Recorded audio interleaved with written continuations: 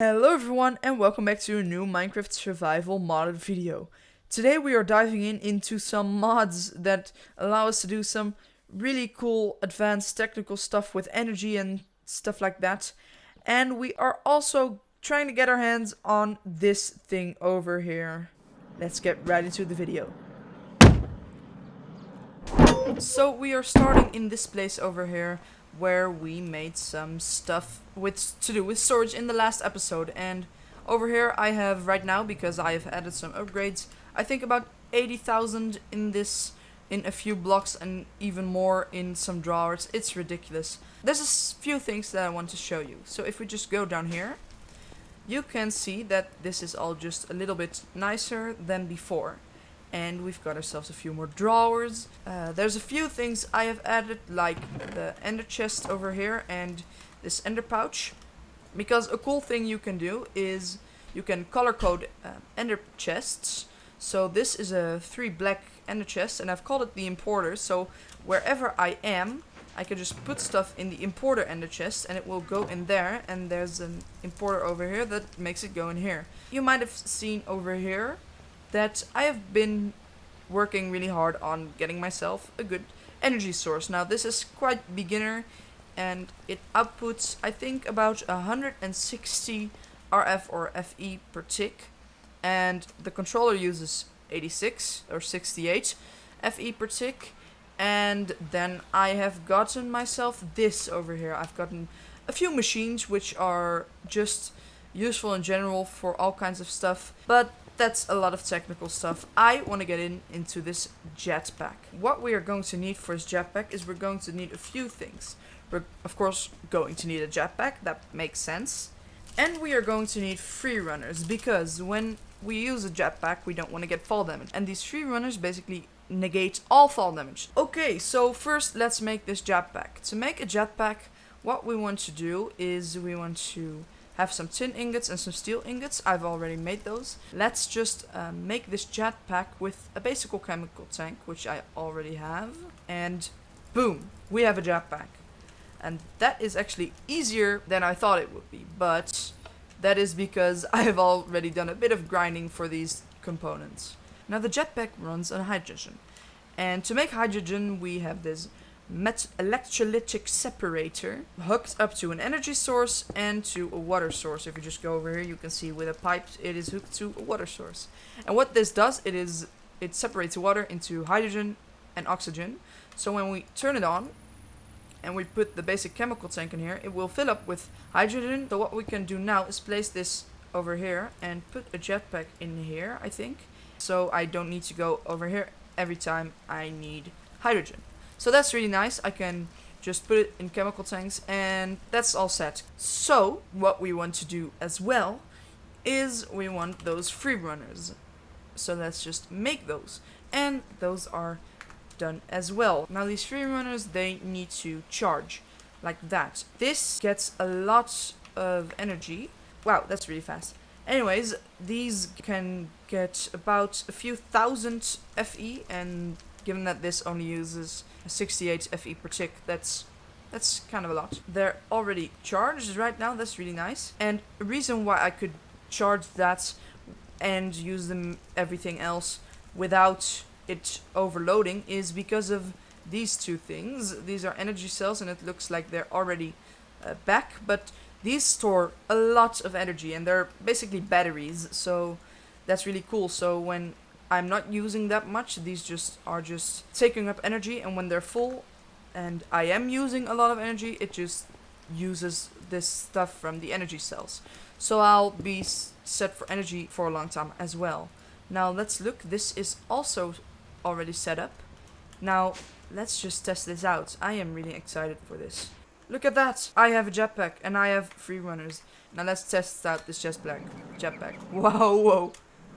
I can just fly, and if you look at the bottom left, you can see how much gas it uses. It seems like you can use this jetpack for a long time. And something else that is really cool that I love about the jetpack is if I press X for me, it will toggle a different mode.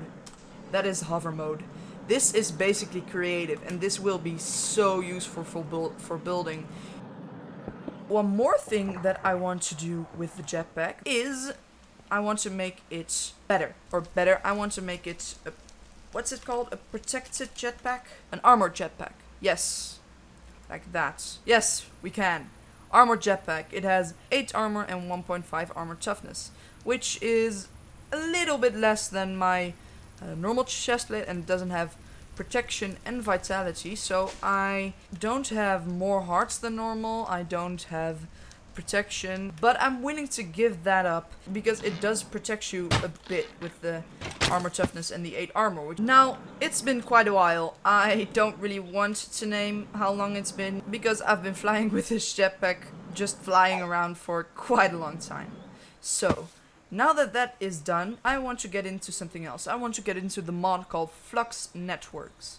Now, what Flux Networks is, it allows you to make a wireless network of energy. To make flux dust, you have to do something that is really unique, because you have to go down in the caves, and I haven't seen something like this in any other mod yet.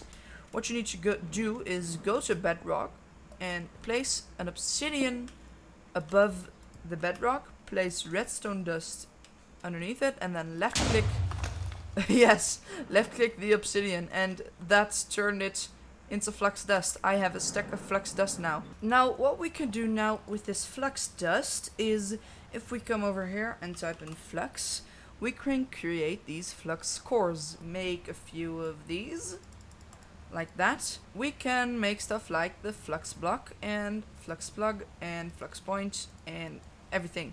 What I can do is go back here, take away this, put a flux plug over here.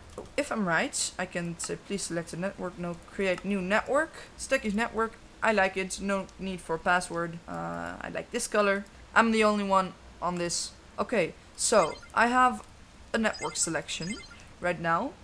What I can do now, what I should be able to do now, is go over here and put in a flux point, not a plug, a point in here, and it will check his network. Yes, this is outputting everything into this, and right now it is should only be outputting, yes, about 68. So what I can do now is create another flux plug over here. Put it right there, set it to Sticky's network, one of these flux points over here. It will connect to Sticky's network, and yes, output, and now this will receive input, right? Yes. Okay, so it looks like these energy cells don't really work well with the flux plug things. I guess that's just something we'll have to deal with and not use, but I think I saw something that the flux, yes, it has its own thing for that.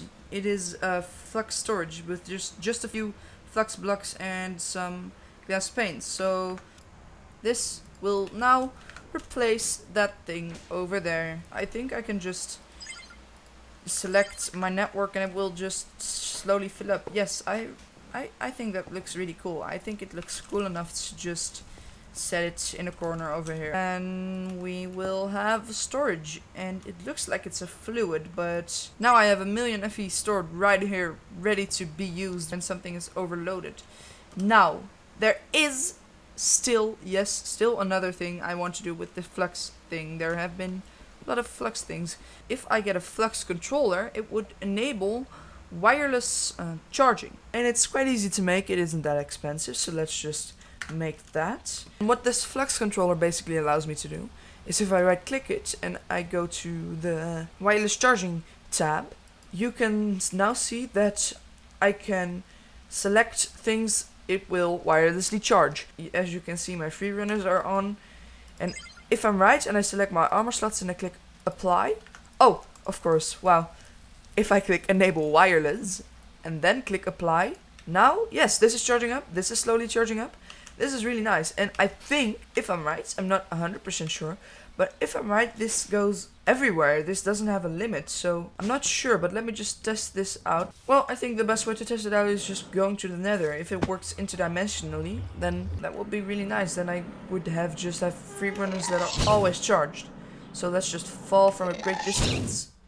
Yes, it's charging back up, so That is really nice. And then I did some machinery that turned out to be really boring. And would you look at that, we have fully upgraded every one of these machines. So now I just want to test out. Wow, yeah, that's really fast. But again, it is using a lot of energy. So I think that is something really nice to do in the next episode. Because as you can see right now, we have 2 of these water wheels. And those do generate a lot of energy. But there are things that can generate a lot more energy. So I think that's a really great job for the next episode, because today we have managed to make this water wheel setup and added a whole new flux network with wireless charging of my free runners and wireless crafting grid. Speaking about my free runners, we have managed to get ourselves this amazing jetpack, and of course we have now got ourselves some machines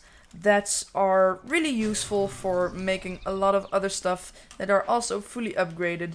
So yeah, I'll just say that's been that. Take care, and I'll see you around.